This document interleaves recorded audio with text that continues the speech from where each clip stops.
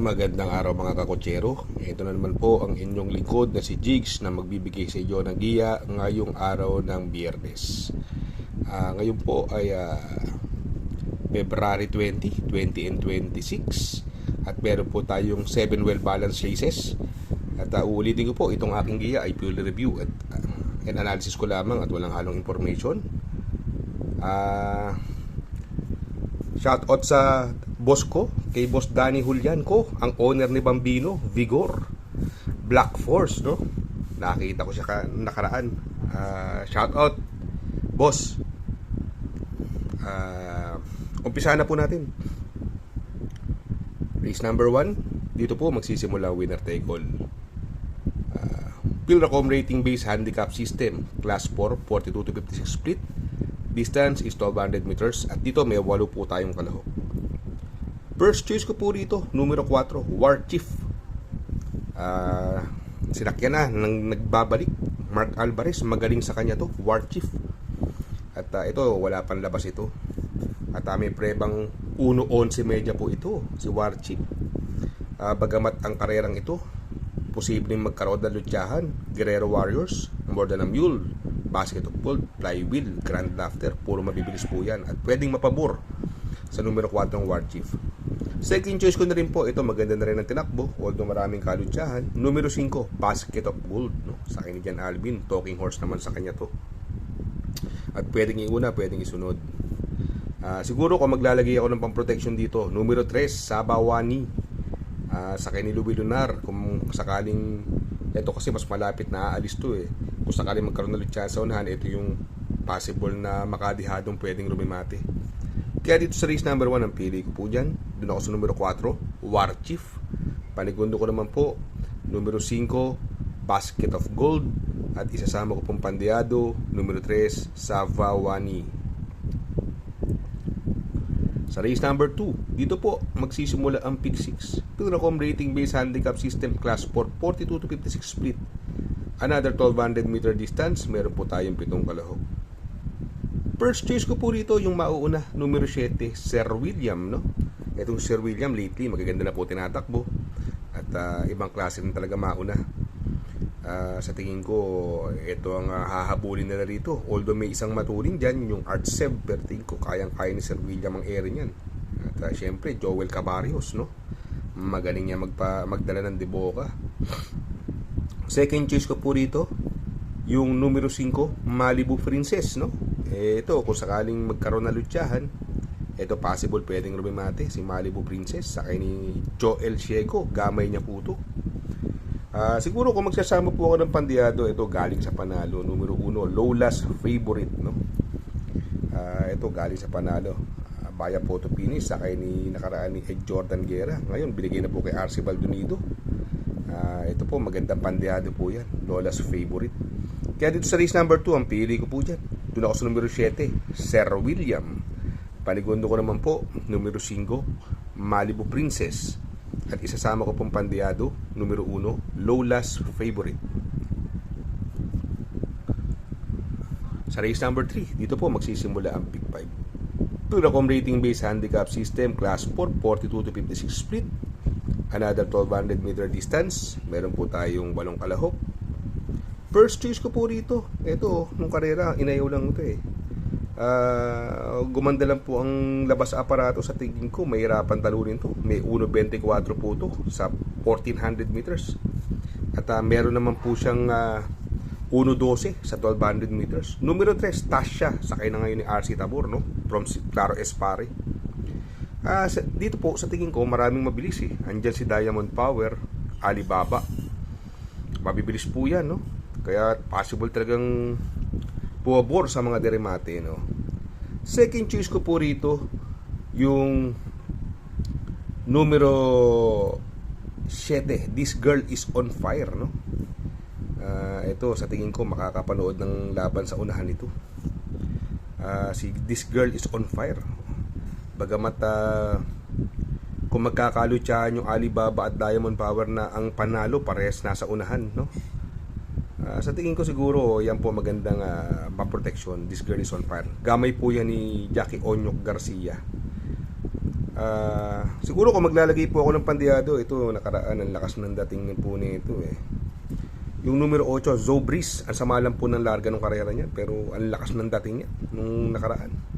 Ang laking kabayo at ang ganda ng numero, nasa labas. Sa tingin ko, magandang pandiyado yan. Kaya dito sa race number 3, ang pili ko po dyan, doon ako sa numero 3, Tasha. Panigundo ko naman po, numero 7, This Girl Is On Fire. At isasama ko pong pandiyado, numero 8, Zobris. Sa race number 4, dito po magsisimula ang Big 4. Pilracom rating based handicap system class 4 42 to 56 split, no? Distance is another 1200 meters. Meron po tayong 6 na kalahok. First choice ko po dito yung bagong baba sa grupo, numero 6, Robotic Clay, no? Ito si Robotic Clay ang laki na ng grupong binabaan nito. Ito tumatakbo kala high intensity. Medyo mag-aangan laban para sa akin dito. Kaya lang hindi masyadong maganda yung mga tinatakbo. Baka sakali talaga nagpababa lang ng laban. At syempre, Jeffrey Bakaykayan, magaling sa dramating kabayo. Second choice ko po rito, numero 4, Don Pedro. Sakay ni Jackie Pamboy Ponce. Ito, magaling kay Pamboy Ponce ito. Angkop ang distansya, walang masyadong mabilis. Bukod kay Batang After 7 na sinusunod lang, no? Sa tingin ko, malaki panalo nito, Don Pedro. Bagamat ito sila walking ng sunshine kasi hindi ko kursunado yung numero, baka lumarga ng hindi maganda, mahuli mga martida naman sa larga, mahuli sa larga, no? Kaya sa tingin ko ayaw ko muna sa kanya.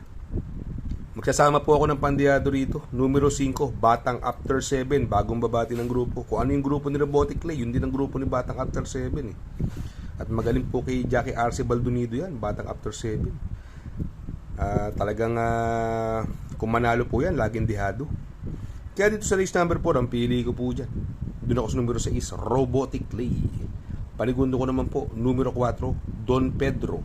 At isasama ko pong pandiyado, numero 5, Batang After 7. Sa race number 5, rating based handicap system class 5 17 to 41, we have 8 entries here, no? At anybody's race po to. Although sa tingin natin medyo sobrang lamang ni California King, kaya lang sa iksi ng karera nung nakaraan, nakita naman natin walang dinampot nung karera to kahit magaang na ilaban eh. Masyado maiksi kasi yung 1200 meters, pero siguro kung 1300 o 1400 meters pwedeng suluhin to. Pero para sa akin po siya pa rin ang pipiliin ko, pero magpo-protection po ako rito. First choice ko po, numero 8, California King, sakay ni Jackie Pabs Cabalejo. Ang bigat pa ng timba, 58 pa pala, no? Tapos maiksi ang distansya. Second choice ko po rito, yung numero 2, Shakti, Jeffrey Zarate. Baka wala nang paunahin ito. Sa tingin ko, malaki panalo na ito. Siguro kung magsasama po ako ng pandiyado rito, ilalagay ko po rito yung numero 7, Sentinel Node, no? Ito, masama lang lumarga to pero pagka nasabay ito, dahil sa baba ng laban, tingin ko may panalo to. Magandang pandiyado po yan. Kaya dito sa race number 5, ang pili ko po dyan, doon ako sa numero 8, California King. Panigundo ko naman po, numero 2, Shakti. At isasama ko pong pandiyado, numero 7, Sentinel Node. Sa race number 6, sa penultimate race, Pilracom rating based handicap system class 5 17 to 41 split, another 1200 meter distance. Meron po tayo 8 kalahok. First choice ko po rito, yung bagong baba ng grupo. Ito, saksaka na ng baba sa laban na ito. Numero 1, Mr. Brown, no? Sakay ni Jordan Guerra. Marit lang po ni Jackie Jordan Guerra to. Sa tingin ko may paglalagyan sila dyan. Ang baba po ng laban ngayon. Second choice ko po rito, numero 7, Gold and Silver. Ito, talking horse kay Jackie Joel Cabarios to.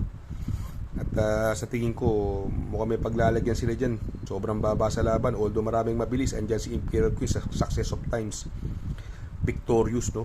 Pero magkasama po ako ng pandiyado rito. Huwag kayong mawawalan nito. Ilang beses ko tinip na dihado to. Numero 4, Footloose, no?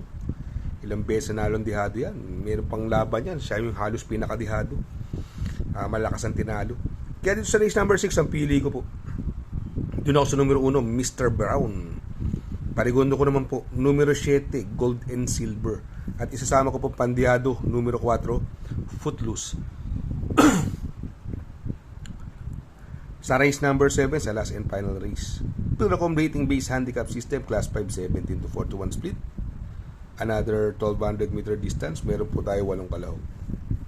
First choice ko po rito yung bagong baba sa grupo, numero 5, Kalanggaman Island. Ito, saksakan na ng baba sa laban sa akin ni Claro Espare, gamay niya po yan.